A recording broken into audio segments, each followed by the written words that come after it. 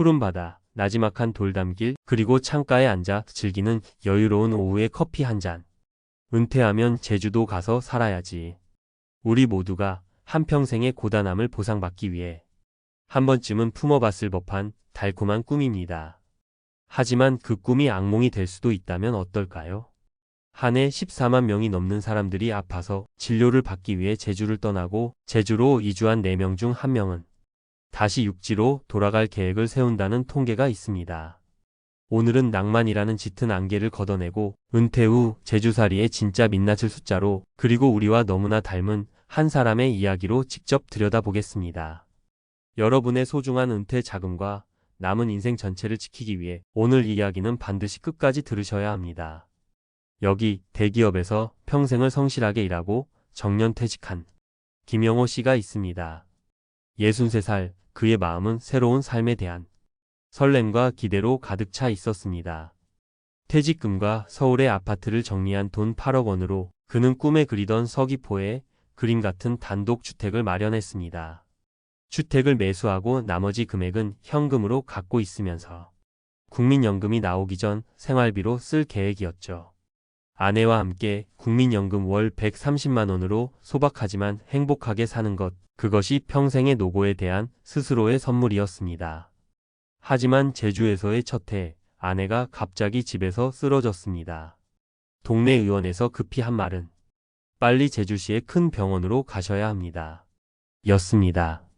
구급차에 실려 1시간이 넘는 거리를 달려가는 동안 사이렌 소리가 마치 그의 심장을 찢는 것처럼 들렸습니다. 아내의 손을 붙잡은 그의 마음속엔 처음으로 겪는 공포와 함께 내가 뭘 잘못 생각한 거지?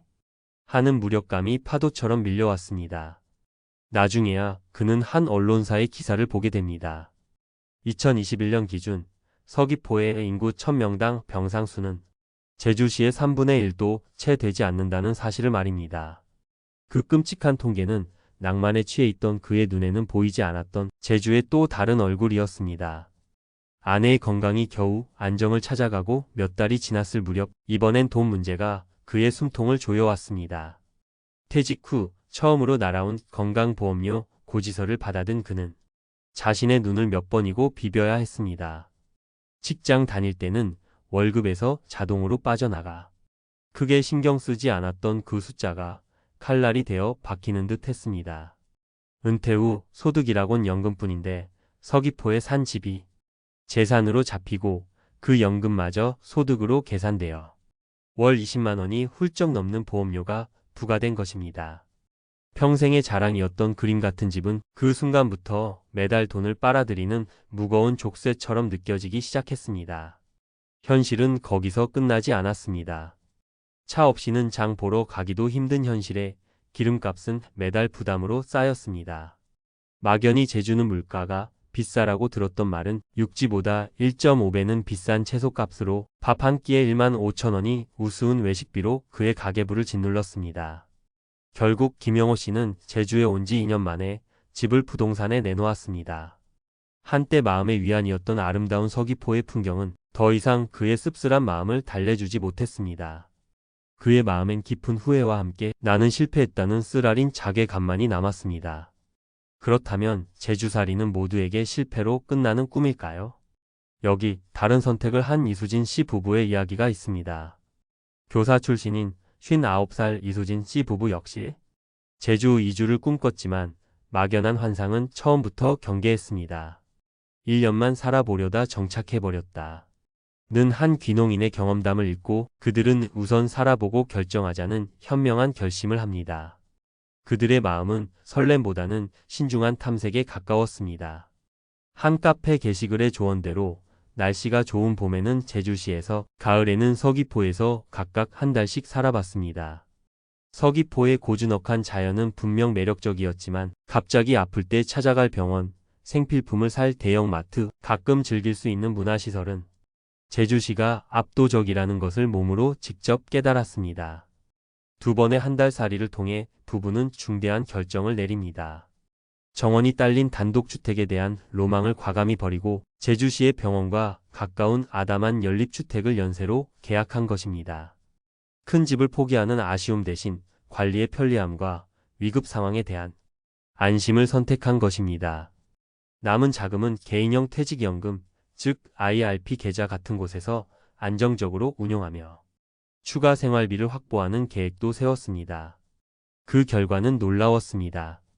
운전이 서툰 아내는 버스 노선이 잘 되어 있는 동네에서 문화센터를 다니며 수채화라는 새로운 취미를 찾았고, 남편은 올레길 걷기 동호회에 가입해 제주의 속사를 함께 걸을 친구들을 사귀었습니다.